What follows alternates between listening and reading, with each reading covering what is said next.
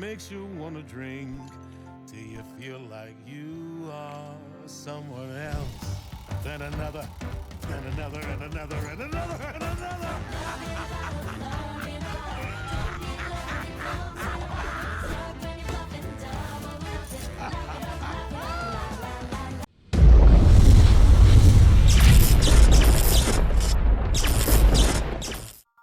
Hello, everybody, and welcome back to Magic the Galaxy. My name is Tyler Rayburn, and I'm the face of Magic the Galaxy.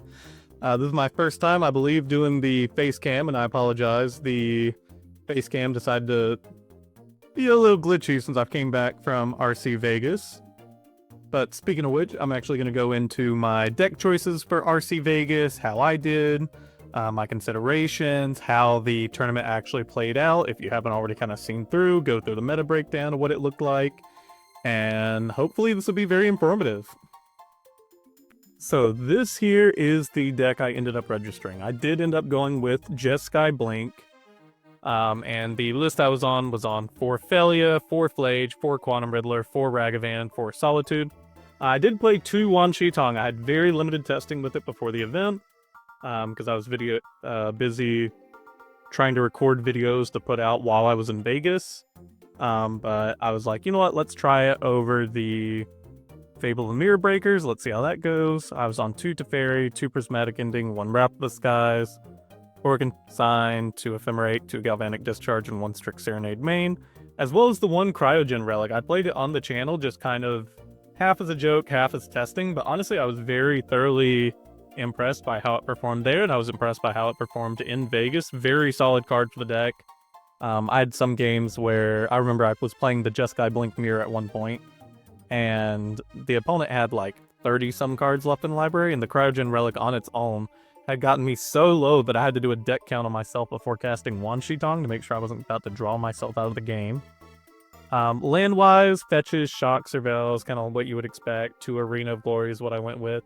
I was only doing 1 of each basic because in the testing, the second planes was kind of getting in the way of Wan Shi Tong, and so I just opted to go down 1. I realized it made my Blood Moon matchups just a little worse, but I was willing to accept it versus every other matchup where it was making the deck a bit better. The sideboard I did try to tune for the event, so I was on 3 Obsidian Charmaw for things like Titan and the Eldrazi decks. I was on 2 Mystical Dispute for the blue decks, 2 Strict Serenades for creature decks. Honestly, very happy with the 3 Strict Serenade total. 2 Wrath of the Skies for the go low decks like Affinity and Boros Synergy, 1 Celestial Purge for black and red creatures, Elesh Norn. I was on 1 Elesh Norn Mother of Machines because I was like, it might just be good enough in the mirror. Sure, it can get blinked away with Felia, yada yada yada.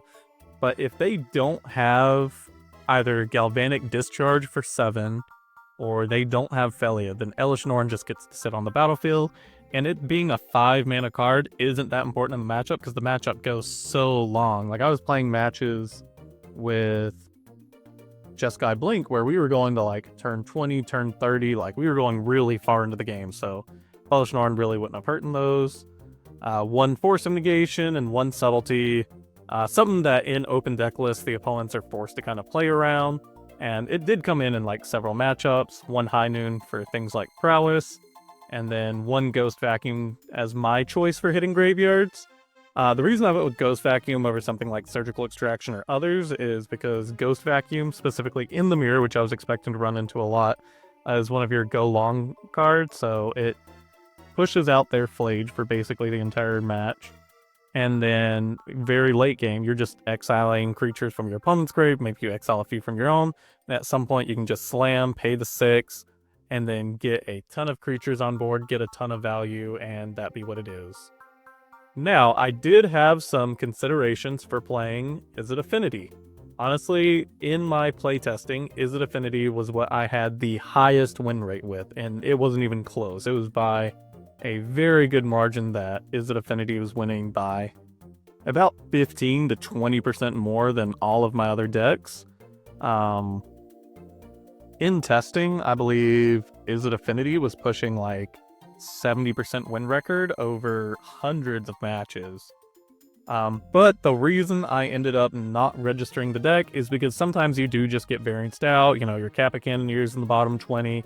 It's open deck list. People can mulligan more aggressively for things like Vexing Bauble or for their main board Mystical Disputes, which I saw some people are going to be on. They can mulligan for their Vexing Baubles, their Chalice of the Voids. And I didn't want to make this big trip out to Vegas, you know, book a hotel room, book flights, all that stuff, just for me to get varianced out by my own deck and it not even be like a skill issue or something that my opponent was doing really well or something that I was doing very poorly. I don't know what's going on with this.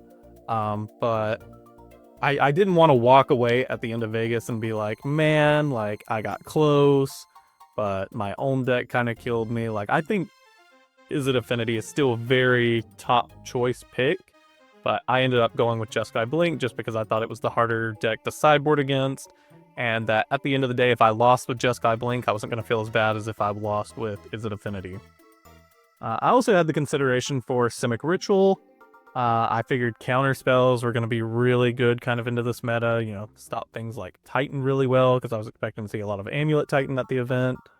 And the deck just does very well. Like, if you can slam a Birthing Ritual or an Aporinoculus, Harbinger of the Seas, the deck does some very nasty stuff very quickly, and if you can make it where your opponent can't play the game, all the better. The deck's really good at keeping your opponent from playing. But if they ever do stick something, you have a very difficult time to deal with it. Like, you've either got to try to block it, you have 2 dismembers. Like, if a creature hits the board, you'll just have a difficult time dealing with it. And I was planning on doing a pretty similar sideboard to this, where we're doing like Brazen Bow, or maybe not Engineered Explosives. I saw a lot of people splashing black to play some sweepers on the side. And one of my friends who went there with me, Mitch, he was the round 3 Spotlight, and he was on Sultai Ritual. He had a pretty good run, didn't quite make it all the way, but he had a better run than me anyways. But yeah, no, deck is just very solid choice for it. Again, there are some matchups that you're almost guaranteed to win. But I also ended up just, again, going with Ritual because I thought it was the harder one to sideboard against for other decks. And then as far as my performance, 0-4.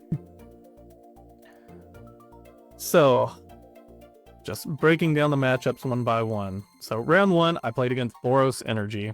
I got game 1 by a long shot. Like, I was just so far ahead in the game that the opponent was just like, no, we don't even have to finish this game. Let's just move to the next one because I know it can go long. Just never let him have a creature on board. It was just Solitude, Ephemerate, Flage, just kind of swept. And then in game 2, I was expecting more Blood Moons to come in, so I like very early on fetched my plains and my islands to make sure I could at least play the game. And then there was a little bit of back and forth. I controlled them really well in the early game, but then hold on, let me grab my notebook. All right, got my notebook. Then in game 2, I ended up drawing 8 lands and 1 non-land throughout the entirety of the game, after doing like the mulligans and all that stuff. And it was just like, well, you know, we'll get him in the next game. We've still got a game 3. And then game 3 happens. Again, turn 3 Blood Moon. I was still able to get out of plains and an island. That wasn't that big of an issue. It just stopped me from like bringing back my Flage and hard casting Solitude and stuff. But again, in that game, this time I drew, what does this say? 9 lands and 1 non-land throughout the entire game after mulligan. So, you know, sometimes you just get varianced out. You know, I wasn't upset at my opponent. My opponent was actually kind of like, felt bad for me because it was just like, dude, just like, every time he cast something, he was like, do you have something? Because he was like, you gotta have something. And like at the very end, I just like revealed a hand with like 6, 7 lands or something like that in it. And, you know, it was what it was. But I wasn't out yet, so I wasn't willing to give up yet. Then my next matchup was Gruul Eldrazi Ramp. And this one kind of felt like it played out pretty similarly to my previous match. So, got game 1. Then game 2, my opponent played out a very early Cavern of Souls. And I was just sitting with like 3 Strix Serenades and like 2 Consign to Memories in hand. And I was like, yeah, I'm probably not getting this one. And eventually he cast Emrakul, and I was able to counter the trigger, but wasn't able to counter the Emrakul, and I didn't find a Solitude, so that was what it was. Then game three. Game three, I just got beat down really quickly. My opponent was able to get out like a turn 3, turn 4 Emrakul or something that I was unable to counter. And then, it wasn't the worst there. I was like, okay, I need to find me like a Solitude or something pretty soon. I'm still at like 20 some life, so I'll probably be good. I was looking at my notebook, 22 life. I think I'd flaged them. And then off top, the opponent ripped Solitude. Solitude's one of my things. I think I had like a Felly out or something. And then I was like, okay, well, that kind of sucks. And then he warped in a Quantum Riddler, which I initially thought was a kind of bad move because it just let me have another card in hand. And then he ripped another Solitude off top. And then he pitch cast Solitude. So then at this point, I was basically working with empty hand, empty board. And I had some more life, but it just wasn't enough to get there. The Emrakul just beat me down after 2 turns, and that was that match. Then we had Amulet. So the Amulet player, let me flip here. Game 1, it was like a really close back and forth. I'd basically controlled him out very well until the very end, where it was just like Titan after Titan after Titan. And I basically countered or stopped about as many of them as I could.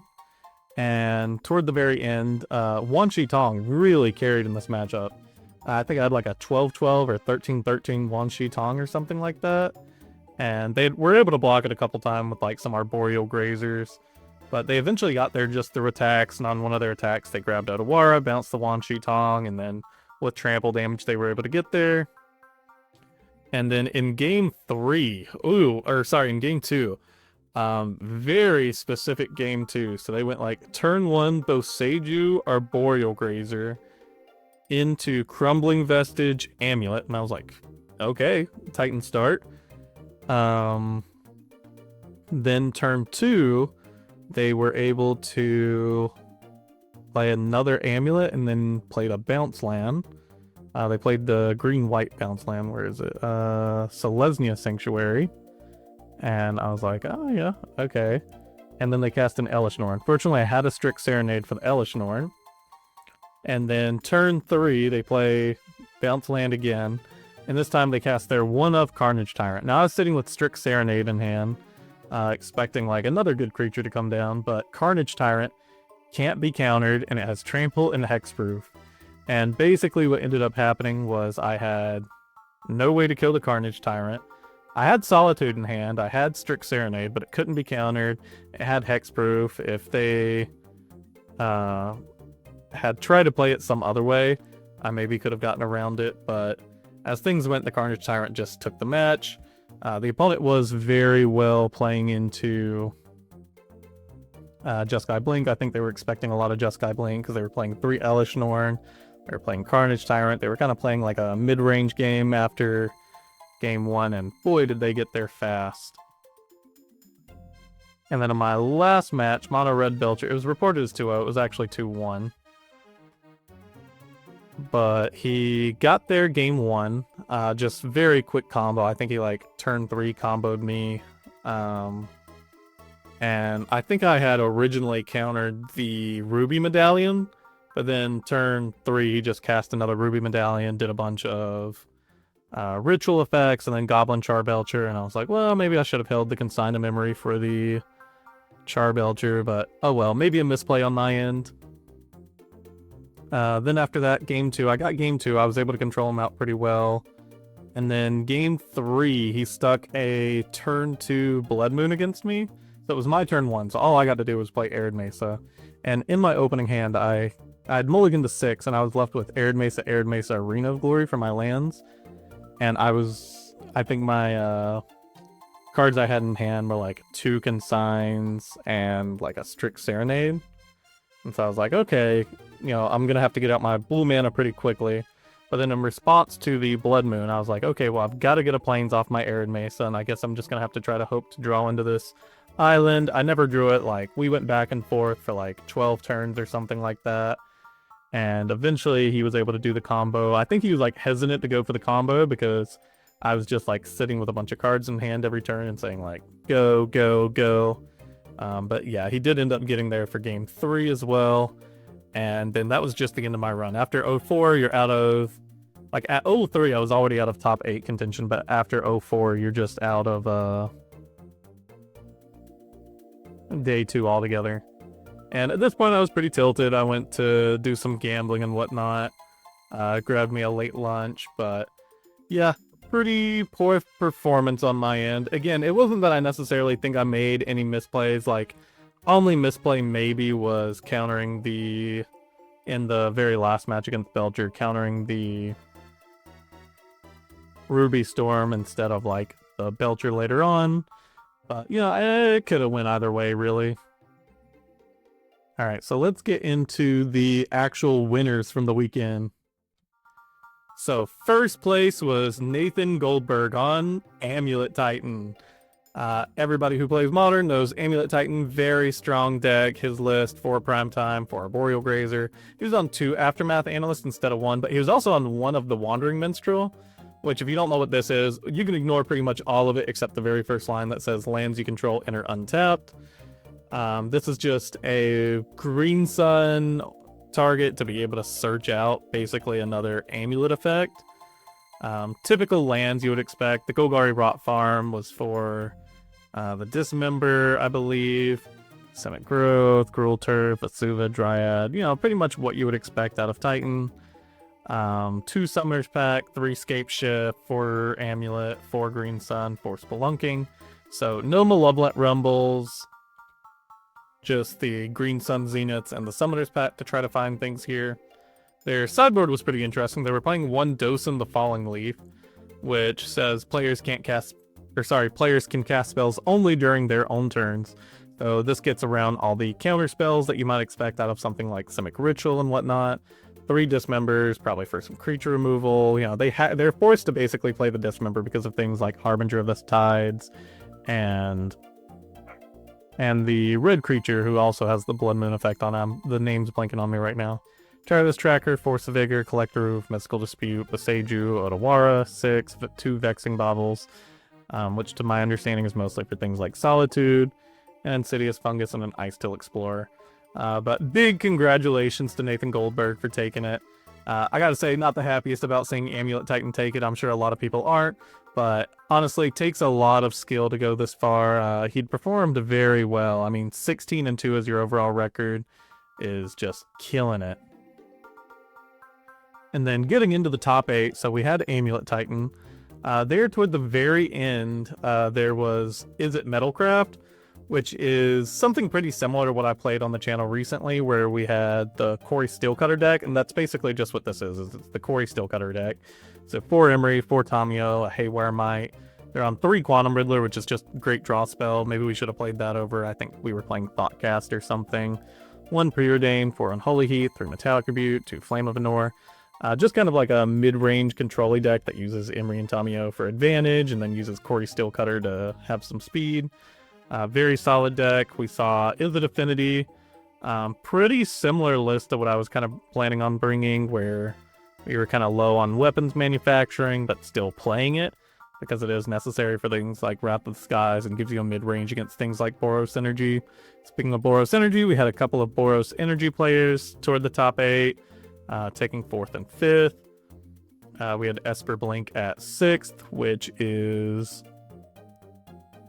pretty similar to the Jeskai Blink lists, except they're on things like Overlord of the Belmerk instead.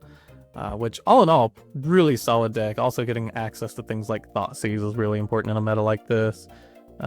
Congratulations to Joe Nguyen, who brought Esper Blink and took it all the way to 6th place. We saw Domain Zoo, and we saw Jeskai Ascendancy. This Jeskai Ascendancy list is actually super spicy. It's playing Pure Past the Veil, which let me just pull that up. 4 mana instant, discard your hand, then draw X cards where X is the number of cards in your graveyard. Really sick to see something like that in these decks here. One moment. But yeah, deck's really sweet. It's pretty similar to the Izzet Metalcraft deck. where it's playing like Imri, Tamio, Corey Steelcutter. It's playing a bunch of cheap cards. But it's also playing Jeskai Ascendancy, which says whenever you cast a non-creature spell, creatures you control get +1/+1 until end of turn, and you untap those creatures. And whenever you cast a non-creature spell, you may draw a card, and if you do, you discard a card. This works very well with Imri, because what you can do is you can cast your Mox Opal or your Mox Amber from the graveyard. It untaps all your creatures, including Imri, you get that. And then you're basically just recasting either Mox Opal or Mox Amber from the graveyard over and over again. Very solid deck, and it has just a lot of resiliency, lots of power. I'll probably end up playing this exact list or something very similar to it on the channel pretty soon, because I do just think it's sick. And funnily enough, despite the amount of Jeskai Blink we were expected to see, none of them made it to top 8. We had Jeskai Blink at number 9, at number 11, at number 15. Like, it made it toward the top, didn't quite break top 8. And then for the full meta list breakdown, or for the full RC Las Vegas results, the data, things like that, shout out to Moist Cactus for getting all that together here on Reddit. So on day 1, what we saw was lots of Jeskai Blink, lots of Boros Energy, Amulet Titan, Is It Affinity, Is It Prowess, Domain Zoo. Honestly, really similar to what you would kind of just see as the metagame anyways. So it wasn't really a lot of surprises there. Then we move into day 2, where we see Boros Energy, very high conversion rate, Amulet, Jeskai, Prowess, Affinity. Again, it's looking pretty typical. It was a very fair RC. And then we get into the conversion rates. So this is where things kind of took a little bit of a turn. So Boros Energy, very high conversion rate at 35.19%. These were the players who were able to make it to day 2. Domain Zoo did very well, Mono Blue Belcher. All 3 of these decks had a very high conversion rate of 34, or essentially 35% or more. Then we, bump down a little bit. We see things like Is It Prowess, Is It Affinity, Amulet Titan. All of these were hovering kind of close around 24%. Still pretty respectable conversion rates and whatnot. Then we keep moving down. Simic Birthing Ritual, Ruby Storm, and Jeskai Blink kind of as our 7 through 9. All of those did pretty decent. I was astounded to see Jeskai Blink this low, but I think a lot of players were heading into this event not fully knowing how to pilot Jeskai Blink. They just saw like, oh, here's one of the top decks, let me bring it. I was playing some LCQs the day before and ran into a lot of players who weren't 100% sure how to pilot Jeskai Blink. And it's a very complicated deck. I think if you're a master at the deck, it's very difficult for you to lose. But if you're not fully in control of what you're doing, it's very easy to lose as well. Then we have the matchup chart. So we see for something like Amulet Titan, they had a kind of below average Boros Energy and Domain Zoo matchup, but they had very good Eldrazi Tron, Gruul Eldrazi, Is It Affinity, Is It Prowess matchups. I was astounded to see Is It Prowess, them having such a good matchup there. But I guess they were able to just combo faster than Is It Prowess could kill. They had bad matchups in the things like Esper Blink, Esper Goryo, especially Simic Birthing Ritual. Amulet has a very hard time against Simic Birthing Ritual, and it was one of my considerations to bring just for that reason. And they still didn't do like the hottest against Mono Blue Belcher or Ruby Storm. But, you can see the information for yourself. In fact, I'll probably just link the Reddit article down in the video description below in case you want to check it out yourself. But a lot of this is pretty typical of what you would expect to see. I mean, Jeskai Blink took it very low, so they kind of had a so-so Amulet matchup. They honestly kind of had like so-so matchups across the board, which was astounding to see. But again, so many players bringing it means it's bound to have some bad players or subpar players in it, I guess I should say. And then we can see the distribution of points across decks. So Amulet Titan taking really high, Boros Energy, Domain Zoo. Honestly, what you're going to hear mostly is these 3 decks being the ones that kind of performed the best over the weekend. Amulet Titan, Boros Energy, Domain Zoo. Honestly, I was really astounded to see Boros Energy doing as well as it was, because I said recently on the channel, and maybe I was wrong in saying that like Boros Energy is basically just worse Jeskai Blink. And I think the reason it's not quite right to compare them is because of things like Blood Moon. Blood Moon was performing very well into this set. We were seeing a lot of 3-color decks, lots of Amulet, Domain Zoo. Like, Blood Moon was just really well positioned for RC Las Vegas. Ooh. But yeah, that's the general breakdown. Again, congratulations to all the players who made top 8. Shout out to Nathan Goldberg for taking it fully home, going 16-2, very respectable record. And something a lot of people don't really think about is in these events, you are playing like non-stop throughout the day. You're going for hours at a time. You're playing 9 rounds a day. Each round is like an hour and a half after people go to time. You know, you're having to ask friends to try to make food runs for you. It gets very stressful, and you know, it's very difficult on your psyche going that late. But all in all, I can't complain too much. I had my win for the year. I did take the Modern 5K in SCG Charlotte earlier this year, but that's going to be a story for another time, so I guess I shouldn't have expected too much out of RC Las Vegas. But, you know, I still had a blast in Vegas. I went with a bunch of my friends. We had a great time, and I guess just let this be a lesson to you all. Like, in the end, Magic is a game of variance. Things will happen that are well out of your control, no matter how much you try to control them. You know, even the best player runs into times where they're just having to mulligan to oblivion or bad matchups, so on and so on. But what's important is that you have fun. As long as you're having fun, that's what's important. But yeah, that's going to be it for today. Thank you all so much for watching. Like, subscribe, comment what discussions you want to see me have. Comment what decks you might want to see me play. Just comment. Tell me, like, good job in Vegas, even though I went 0-4. Because really, I did have a great time, and it was great getting to see some of y'all out there. Just phenomenal time. And I hope everybody who went had fun. If you dropped out early enough, there was F1. Maybe you got to see F1, but yeah. All in all, great time.